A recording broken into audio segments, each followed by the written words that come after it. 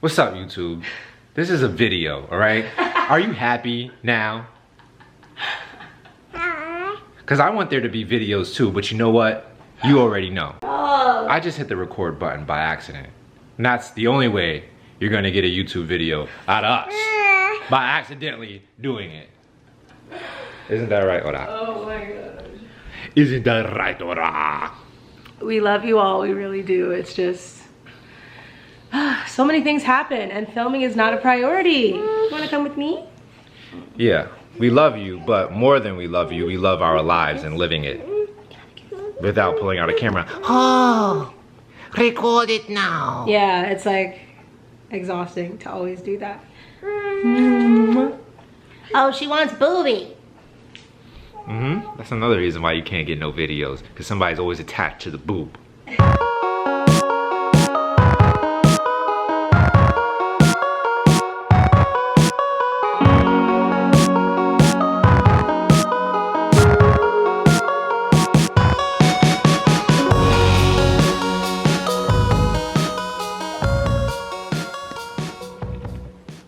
Ora's new thing is collecting leaves. She will walk around the entire yard or deck and collect leaves and make little piles. It's really adorable. No toys required. You look so fashionable in that leopard diaper. Those leopard diapers are from the Honest Company, but we usually get them from Diaper, D-Y-P-E-R. I'll drop the link below because we have an affiliate link if you want to get diapers and support us at the same time. They're biodegradable and I really like them. They're really comfortable for her, thick, they don't leak at all. So yeah, shameless plug.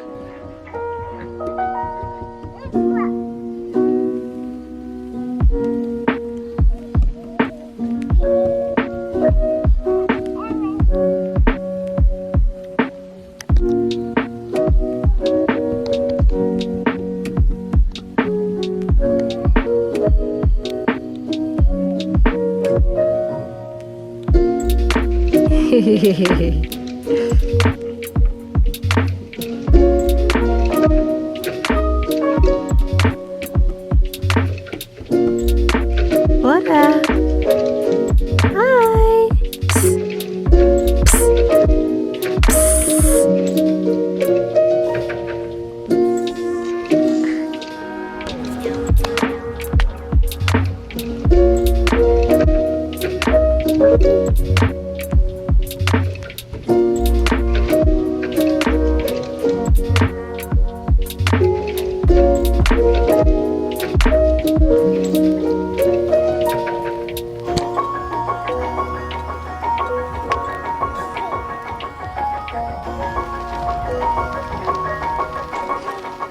What did you find?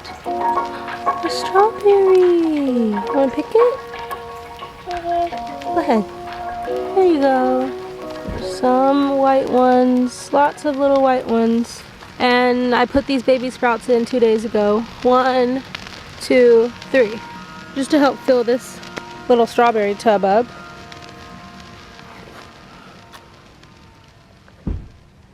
Is it sour? We don't pick that one yet because it's white. We'll leave it there to turn red. Got some soil to fill up these beds so we can grow some flowers over there. Sweet potatoes. And Ora's over there trying to pick more strawberries, but there are no more. Mama, Ora, those are white. We can't pick those yet. Yeah, we're gonna leave them until they turn red, okay? There's no holes in the bottom? Yeah, I haven't drilled holes yet. I gotta get the plant trimmers and just stab them real quick. Oh my gosh, he pulled off a white one. All right, let's close it up. Watch your hand. Watch your hand. There we go. It's funny that this wire that serves as a chicken barrier is now an Ora barrier. So we're gonna fill these two up with wildflowers. That's why we just got the, you know, we don't want to grow food in this type of soil. But this was a big ground cherry earlier, just like those two. And it looked great this morning. And I know the soil looks dry on the top, but it's actually moist on the inside. I just stuck my finger in there, so I don't know what's going on with that. I have no idea what happened. But these potatoes are going strong. Look how gorgeous they are.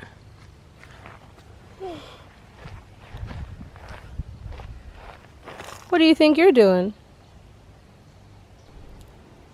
What's in there? You threw that in there? You threw a seed pod in there? These pots have a bunch of water in them because I haven't drilled any holes, so I'm gonna go grab the plant trimmers and just stab them really quick. Be gentle with that plant, Aura. All right, I'm going.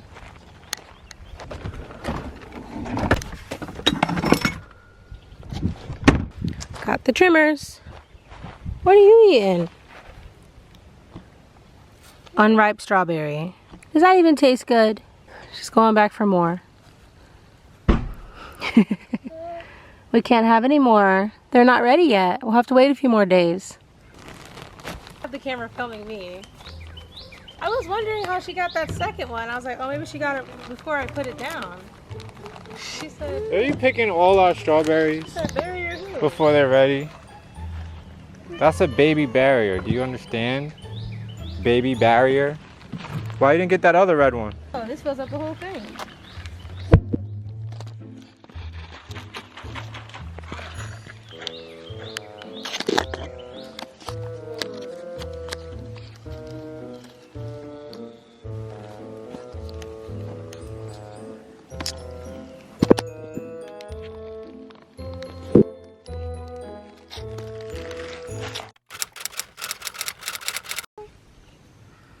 What do you see there? Wow. Peace, beautiful beings. That's you. There are so many things to update you all on.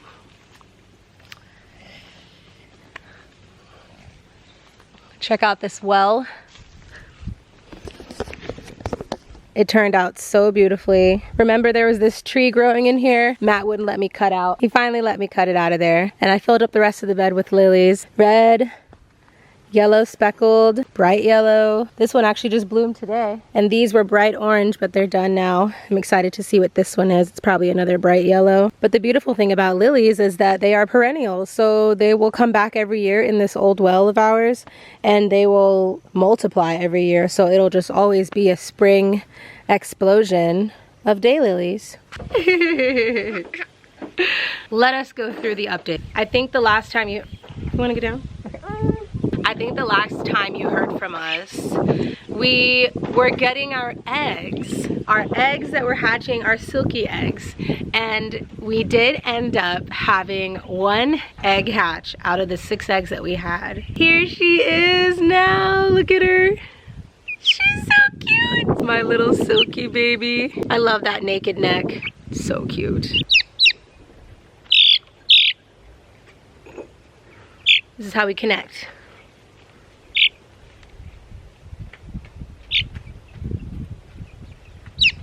While we're on the topic of animal updates, let me give you our second really exciting update. Look at our new baby. Oh, she's such a sweetie. So we actually don't have a name for her yet. We've had her for 3 days now. She is a Great Pyrenees. She's a big fluff ball, and she's going to be very big as an adult. She'll probably be close to the same size as Indy, a little over 100 pounds, something like that. The males can go up to 120, 150. We adopted this sweet little baby from a nearby farm. Well, nearby, more like 2 hours north of here. They have goats and pigs and cows and horses, and they use this breed, Great Pyrenees. They have 4 of them, adults. They use them as their livestock guardian dogs. And you can do a YouTube or Google search right now for livestock guardian dogs, and you'll see a million videos of people with these big fluff balls, because she wants to get down. And the reason why is because these dogs were originally bred, and their natural instincts are protecting dogs. So they will protect your family very well, but they're gentle with humans, but they will protect if there's danger. But they love to be around the livestock, and people use them for sheep the most, but they're, you know, the difference between another dog and this Great Pyrenees dog and other livestock dogs is that instead of paying attention to the perimeter and barking if a coyote or something comes out and running to get the coyote like Indy would do, the Great Pyrenees will bark but stay with the livestock because they know that the livestock is what they are supposed to be protecting, so they're not going to leave it. So as you know, we've had some problems in the past with predators and our chickens because I refuse to keep them cooped up. I want them to have the free range lifestyle where they can get out during the day and get bugs and forage all the plants and things that they like to have. And with that comes predators. They're watching, you know, they're watching when Indy comes inside and they know when she's not here, so they're gonna run out and grab a chicken and run away, and then they constantly come back every time until we have no more chickens. So this year we are doing it very differently. We've got all of our chickies, as you can see, from Alchemist Farm, and our little sweetie Silky that we hatched, and Indy is going to be moving outside with our new chicken doggy that we don't have a name for yet. Pardon this quick interruption. I'm editing this video right now, and I just want to let you know that we did choose a name for the puppy, and her name is Henna. And it fits her really well. She responds to it. And all right, back to the video. But anyway, going back to the reason why we got her, we want our chickens to continue to be able to free range.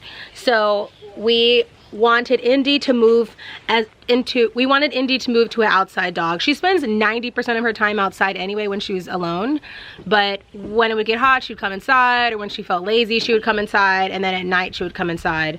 And of course the chickens are up at night, but during the day, whenever she would come in, the predators knew because they're clocking the house, and they took advantage of that. So now, no more inside time. We are renovating our barn area.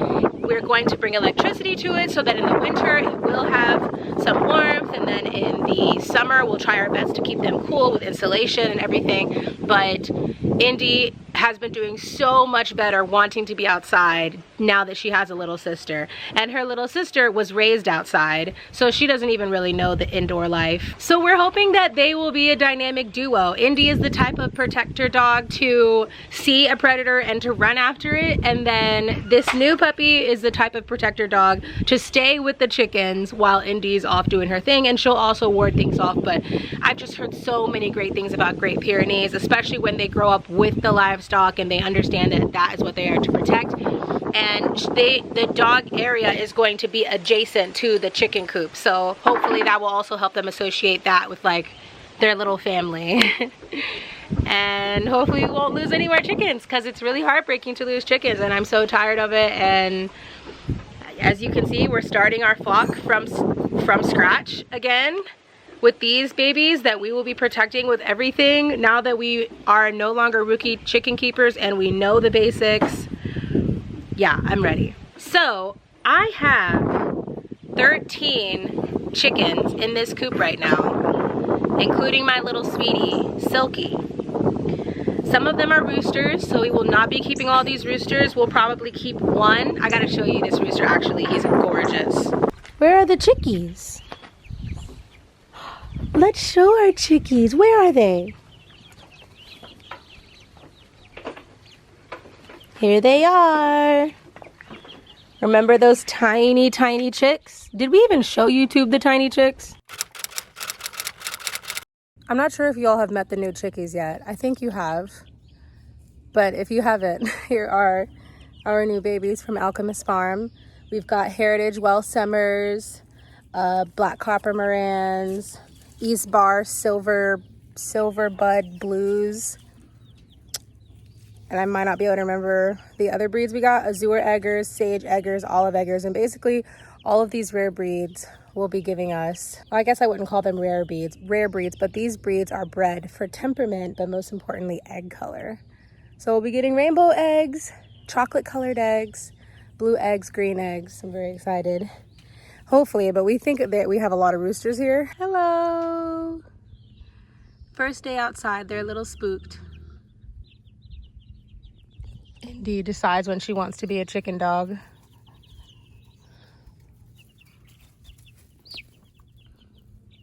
Look at little Silky back there. There's our Silky that we hatched. from egg. Look how cute she is, just hanging in with everybody else. This is one of the most beautiful little roosters I've ever seen. Look at those feathers. Gorgeous. He's blue. Silver, you know, but some people, when an animal is this color, they call it blue. I gotta double check what breeds I got from Alchemist Farm so I can try to identify what breed this beautiful boy is. I try and spend time with him every day so that he can grow up to be a sweet boy, because Celeste was not a sweet boy. He was very mean. So I hope this boy will be sweet. So everyone say a little prayer that this rooster will be sweet. I'm not against roosters, but I am against aggressive roosters. Alchemist Farm has docile breeds, so hopefully this baby... Aura! Oh my gosh. Alright, let's go to the garden where it's a little bit safer for Aura, because filming by this deck, she keeps wanting to run up the stairs to see her daddy, who's over here building a hammock. A hammock with a stand on it that we've wanted for a while because we don't have any proper hammock trees. And also I don't like getting bugs on me when I'm hanging in my hammock under the trees, so this one will be cool.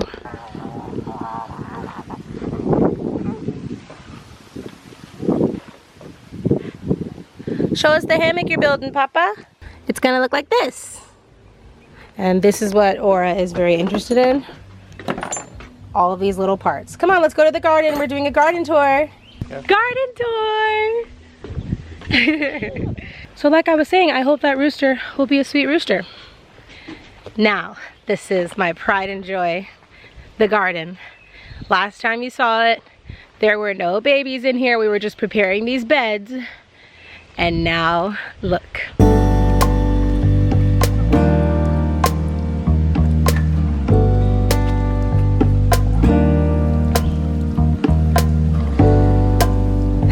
Here it is. Our beds are completed. We used a ton of scrap wood, as you can see. All the wood that we had laying around the property, we didn't have to buy any new wood. Attached them by little pieces. And there they are. Aura? Look at that. It's such a dream to see my daughter walking down the garden that I have dreamt of for ages. Indy out. Be gentle with the plants, my love. Which one do you want to show them first? You want to show them over there first? Okay, let's start over here since this is where Aura wants to start. This entire bed here is corn. And the corn is definitely too close together. I will have to space it out. I will have to thin it out. I just went ahead and put a lot of seeds in to see who was gonna grow up strong and then take out the weak links. So right here I've got red Hopi amaranth and a little line of orchid cream nasturtiums because nasturtiums like to grow with corn, but nothing's seen from them yet. So all of this is Country Gentleman sweet corn. And then we get, oh no, all of this is super sweet actually. And then right here, this trunk is Country Gentleman. And then this is actually glass gem corn, rainbow corn. And some more super sweet, some more Country Gentleman. And in this patch I did black corn, Dakota corn to be exact. And it has not sprouted at all. So I'm gonna give it a few more days. Maybe even a week or so, and if nothing happens, I guess I'll just replant another type of corn here. Maybe some more glass gem because everybody loves rainbow corn. And then along the edge of the bed, as you can see them starting to come up now, it's sunflowers. So these are some sunflowers that our friend Joan gave us years ago, and I'm so happy to finally have them in the ground. There's some baby ones coming up here, and there's baby ones coming up all along the sides. I gotta pull out that grass right there. Haven't had much time to do any weeding, but look at that. I can envision this bed being gorgeous with the tall corn and then the even taller sunflowers behind them. It'll be a perfect backdrop for the garden. So in this next bed, you looking at the mint? You have dirt in your mouth? Look, you can eat this. Want to taste it? Try it. this chocolate mint. It's like a natural York patty. And then chewing it really is like a piece of gum. It's amazing. Corn bed, and this bed is looking really sexy. This is the pepper and tomato bed. So I've got marigolds at the edge of pretty much every bed because we know that marigolds, oh, he's smelling the flower, wow.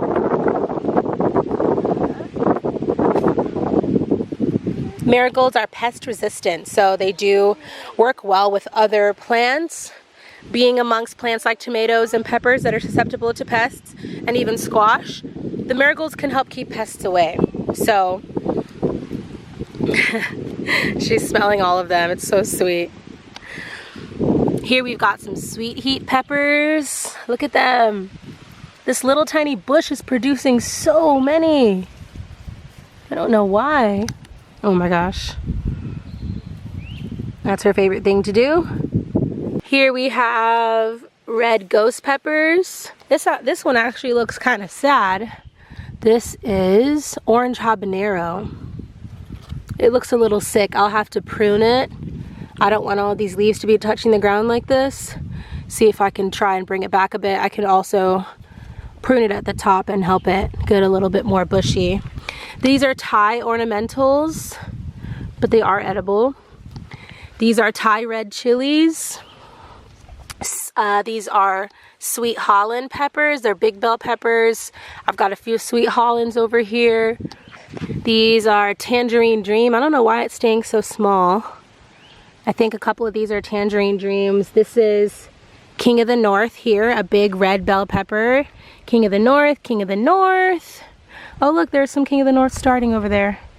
A line of oregano. That's Greek oregano and that's Italian. That's one. I only have one jalapeno plant this year. And here is, I'm super excited about this one. This is a sweet chocolate pepper. And look, we're finally getting blossoms. They say if you pick off your first blossom, or the first few blossoms, it'll help the plant get bushier and produce more. But I just can't bring myself to do it. The blossom is so exciting that I want it to continue to grow. Are you just sitting on the oregano? Excuse me. Excuse me. Are you sitting on my oregano? Can you get up so that you're not sitting on my oregano? Thank you, Queen. Alrighty, and here's all my tomatoes. They're looking glorious. Isn't it so amazing to look at how big these plants are and know that I started them from seed? It was once a tiny little seed. So I've got many different varieties going this year in tomatoes. I've got Tasty Evergreens. Those are big green ones. Sunrise babies. This is little orange ones.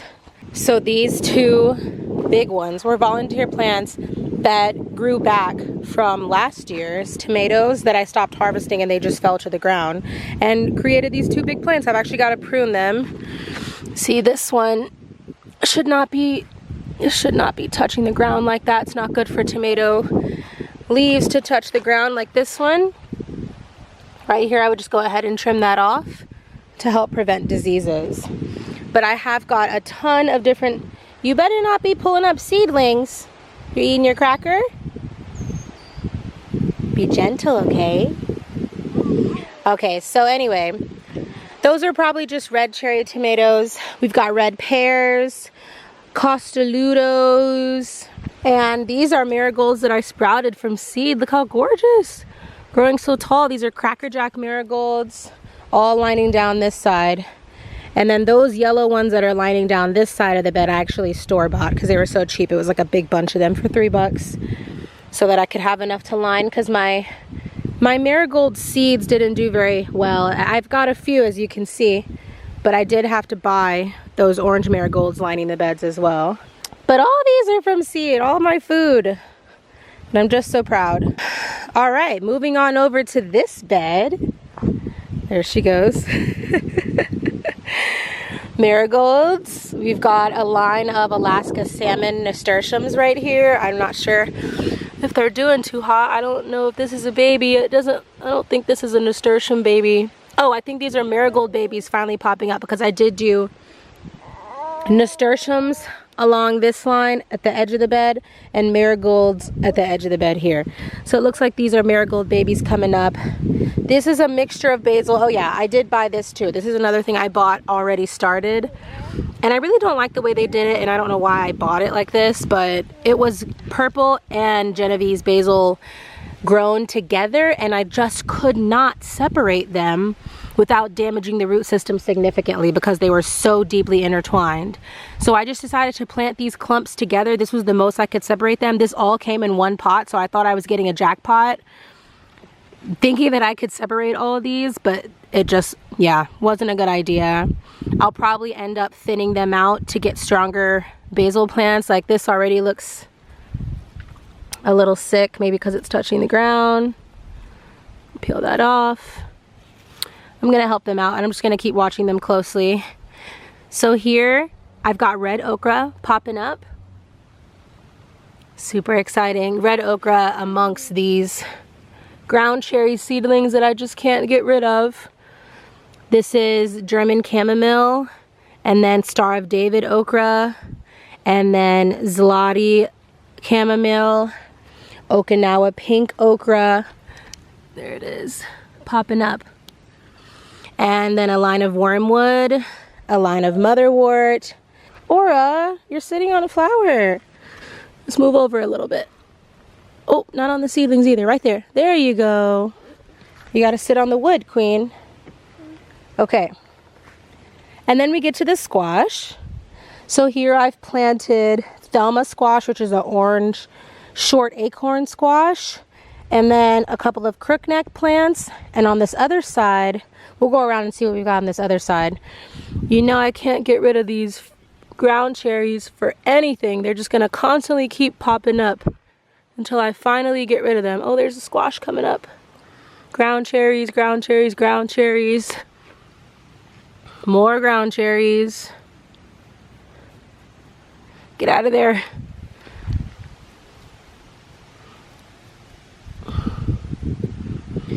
Okay, this is just some regular Black Fortune zucchinis. And then here are all of our cucumbers. Unfortunately, my cucumbers just did not do well in their seed greenhouse life because a lot of them ended up dying. So maybe next year I'll just direct sow, I don't know. But we do have a lot of blossoms now. These are the early fortunes. I think all the early fortunes did really well. And then I have one Armenian cucumber over here on this side. And these are the really big, some people call them yard long cucumbers. They're really long and they're almost white color. Oh, I've got two Armenians. And in between here, I put some sour gherkin. So hopefully I can get some cucamelons because my cucamelon sprouts died. And in between these squash, I'm gonna put one panel right here and let everybody, the zucchinis and the cucumbers, grow and trellis up the panel. So here are three tomatoes. When Matt was helping me thin out our tomato starts, these three were weak links that we just ended up pulling out, and Matt just threw them on the ground, and I was like, no. I started these babies from seed. I have to at least give them a chance. So I just threw them in this random spot to see what they'll do. I don't even remember which type of tomatoes they are. They're just surprise. And let's see what other squash we planted. Flat whites. These are all flat whites. Patty pan squash, very unique. And this is Pattison patty pan, which is like a green striped patty pan. So these will be really unique when they're coming up. I hope that all of them get to sprout and develop. Are you over there playing with that rainwater tank? What I'm very excited about this year is having cut flowers. Last year we only focused on food, but this year we are having flowers. So marigolds, a lavender plant that I actually did store buy. It's looking really good too. It did not look this healthy in the store. I've got plumes, rainbow plumes coming on up. It's weird that they're at different levels. I don't know why these are like so short and fat and gorgeous and these are like long and lanky, but we'll see what happens with those. This is my pink zinnia spot and they're finally all coming up. I'll probably have to thin them out because I was lazy and just threw a bunch of seeds there. Aura! Here are some dahlias that I sprouted from seed. They're doing well. And these are my only 2 calendula plants that survived from the greenhouse. This one's doing really well.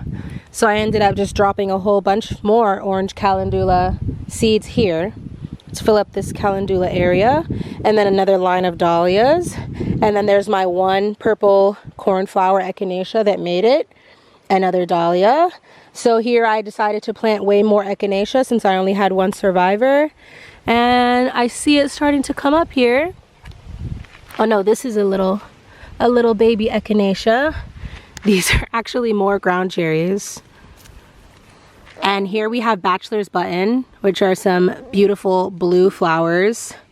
And we've got some more zinnias, rainbow zinnias in this area. I did a big patch of rainbow zinnias. I dumped out the whole seed packet. Hollyhocks here. Everywhere. Ground cherries. And I think this is still a blank spot. I haven't done anything in this blank spot. I'm going to put some more flowers here. Aura, be gentle, baby. She loves doing this.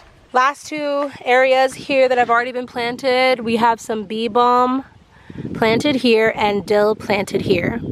Oh look, maybe these are some dill babies coming up. And then I forgot the name of this gorgeous flower that I bought as an adult. Look at that. It's so gorgeous. It's just gonna bloom all the way up. Oh, really? You just get in the bed? That's what you do? More ground cherries. Moral of the story today, everyone, is do not plant ground cherries in your garden beds if you don't want them to come back every year and take over everything. Wow, that's beautiful, isn't it? Come on, we're going this way. Now she doesn't want to leave this flower. Okay, as long as you promise to be very gentle with the flower, okay? Gentle. Can you smell it? Smell the flower. Wow.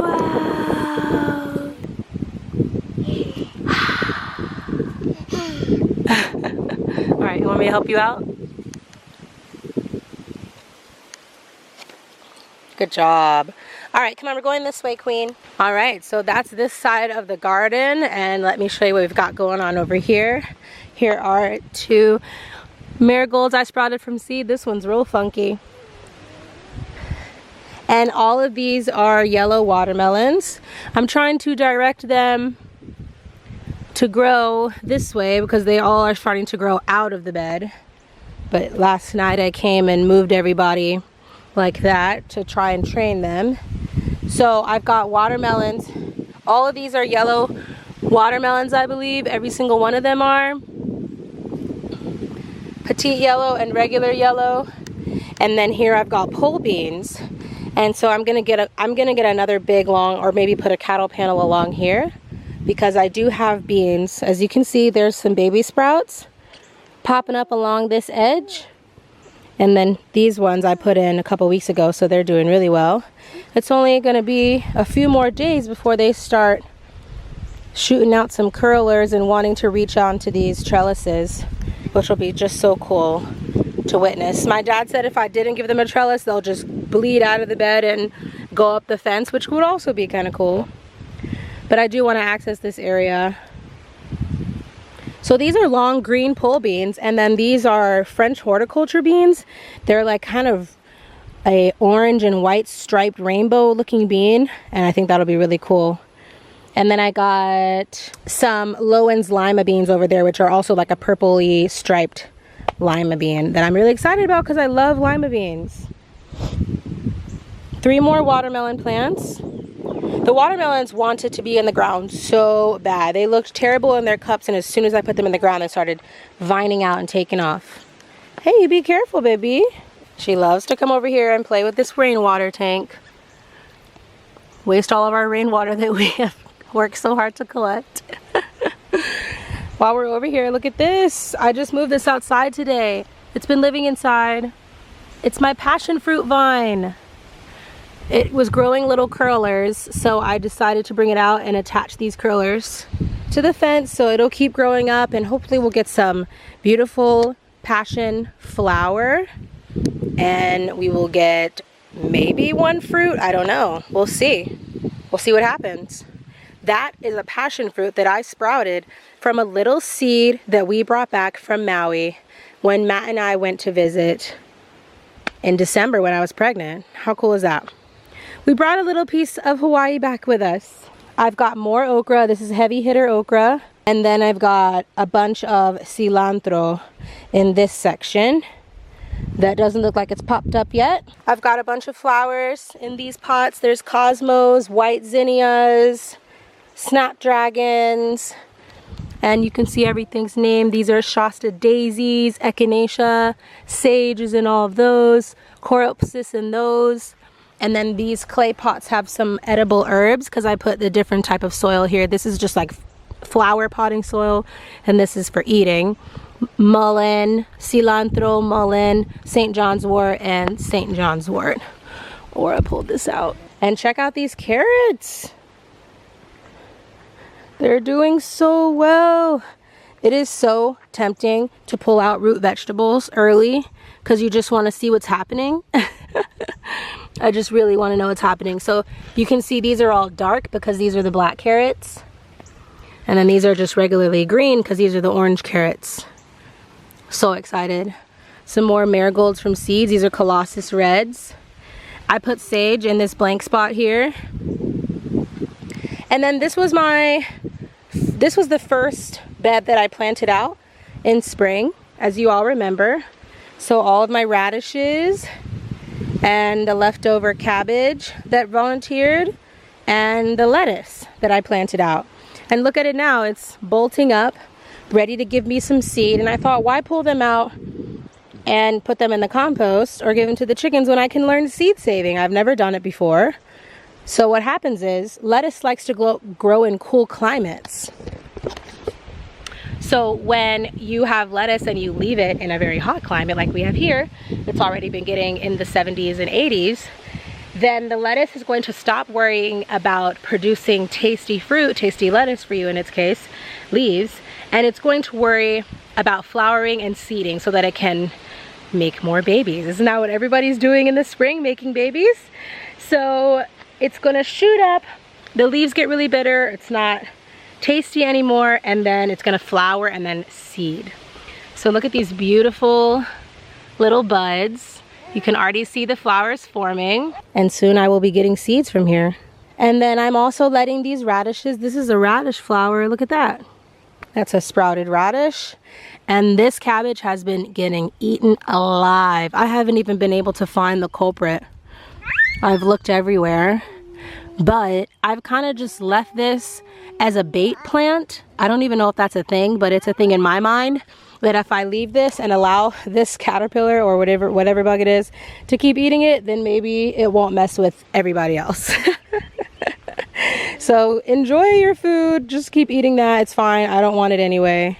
It's actually time for me to pull out all the rest of these radishes. Look at that one.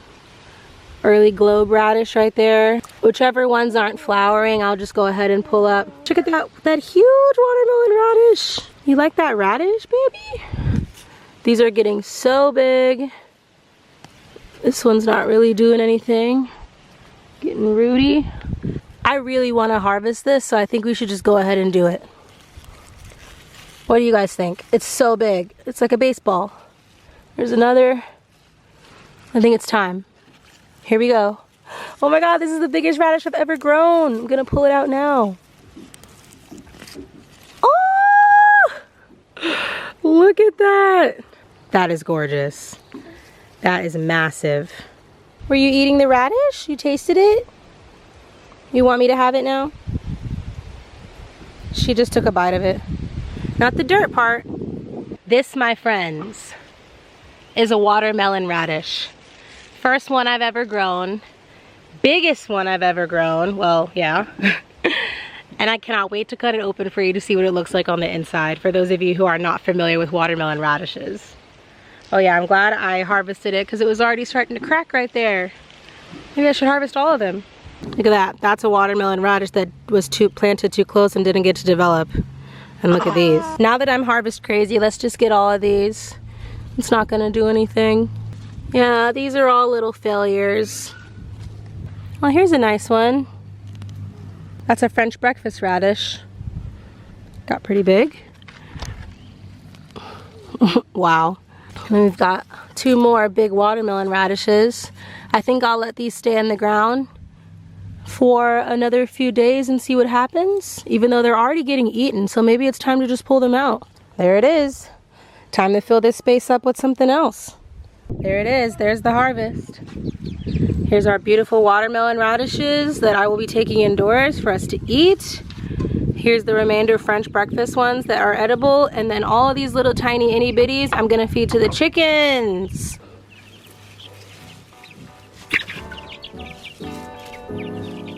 Enjoy! Let's do it. Let's cut the first one.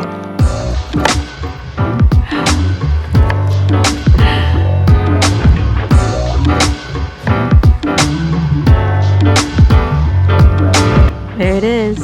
Wanna touch it? Wanna taste it? Be the first taste tester. Our first homegrown watermelon radish. And you can't even really buy these in most stores. The first time I ever heard of a watermelon radish, doesn't it look like lungs? Was in a fancy restaurant.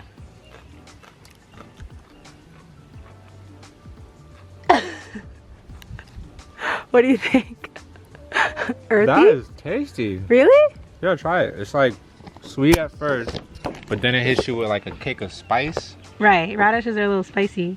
Let me cut a slice for me. That's amazing. Throw that in some salad, some rice. There comes the earth. Whoa. Sorry for you the taste sounds. You got a big one. Yeah, I cut it crooked. You can't really taste it. And then you get the little spice. Yeah. You gotta hit them with the... That's the good. Really good. Last time Matt and I we harvested a bunch of French breakfast radishes, and we cut them up, baked them for a little bit, threw salt and pepper and oil. Delicious. Like almost, not like a potato, but soft, good, similar to a potato. I see you. You really just gotta... I see you. I see you.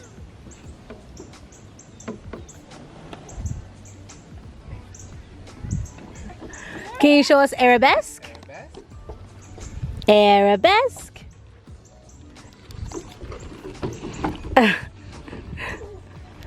Arabesque. Oh yeah. She puts one leg in the air and her arm in the air for like 3 seconds to give us a full arabesque, like a proper ballerina. I want to see what the big ones look like. There they are. Look at that. Whew. Gorgeous. Look at that color. I just bit this one. This looks kind of like lungs. Absolutely gorgeous. Thank you, nature. And here is the final product. Oh! I put a veggie burger on this little sandwich thin. And here are the radish greens. And here are the pickled radishes with a little bit of hot sauce. I've already been eating some of mine. Look at that. Oh, fresh out of the ground. Can you even believe it?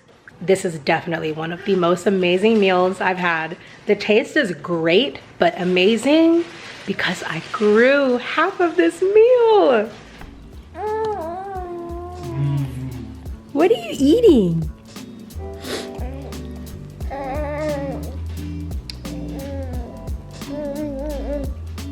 That's what you like?